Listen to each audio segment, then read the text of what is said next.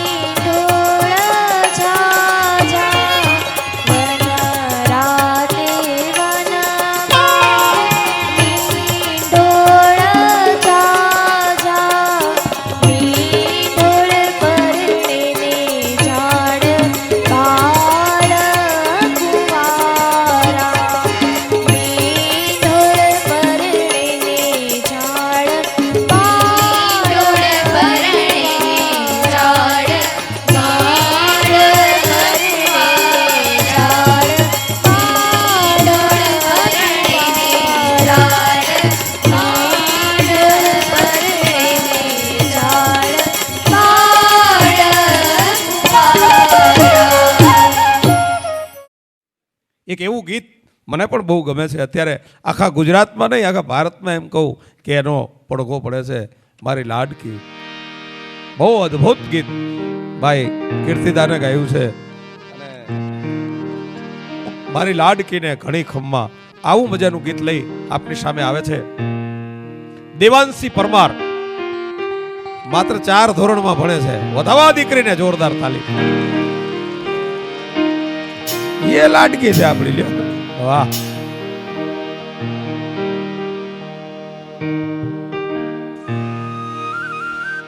Original માં જેને ગાયું છે ને એમાં આવડી જ દીકરી છે. હા.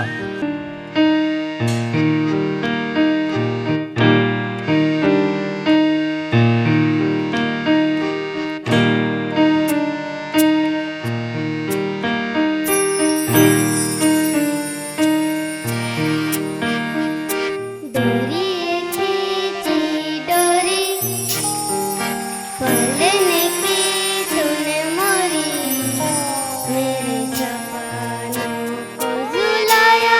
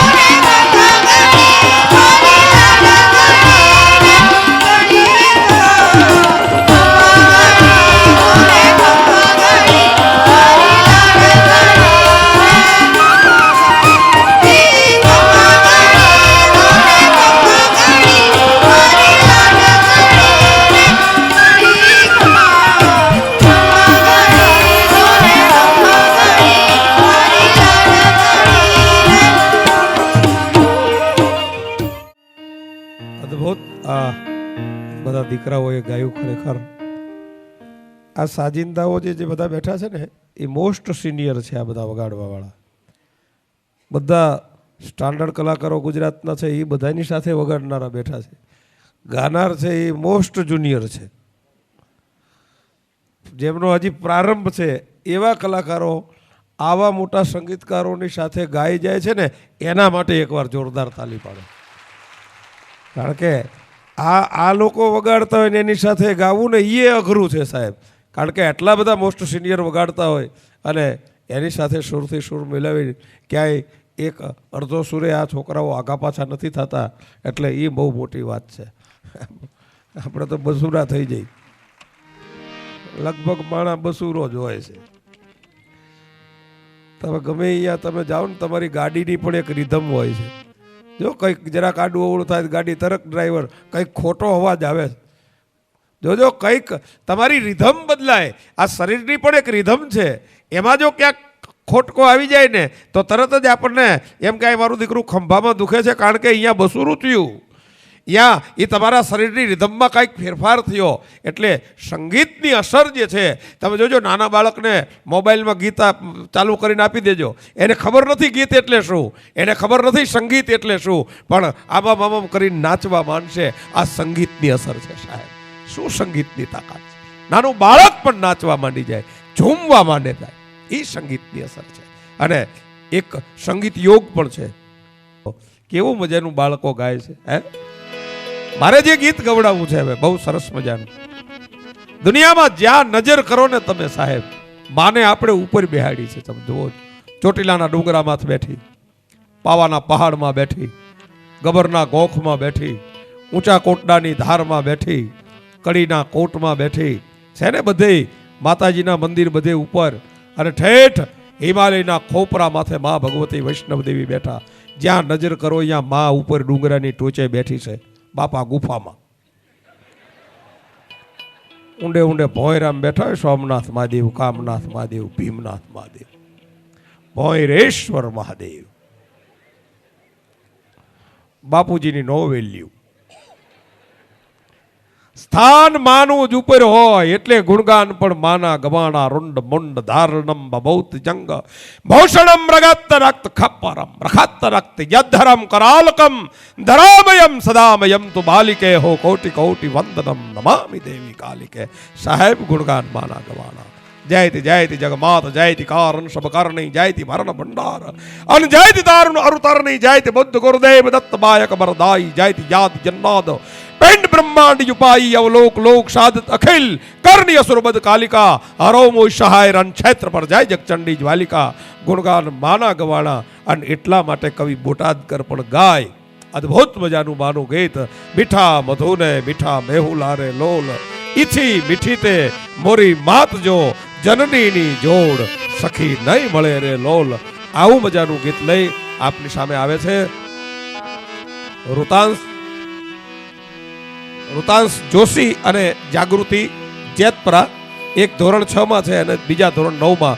બંનેને એકવાર જોરદાર તાલીથી આપ બતાવશો.